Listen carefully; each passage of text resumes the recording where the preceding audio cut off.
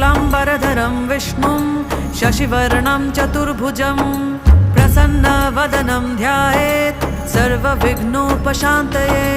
व्यासं वसिष्ठनप्तारं शक्तिः पौत्रमकल्मषं पराशरात्मजं वन्दे शुकतातं तपोनिधिं।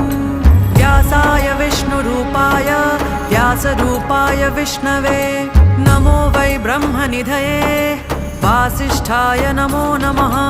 अविकाराय शुद्धाय नित्याय परमात्मने सदैकरूपरूपाय विष्णवे सर्वजिष्णवे। यस्य स्मरणमात्रेण जन्मसंसारबन्धनात् विमुच्यते नमस्तस्मै विष्णवे प्रभविष्णवे। ॐ नमो विष्णवे प्रभविष्णवे। श्रीवैशम्पायन उवाच श्रुत्वा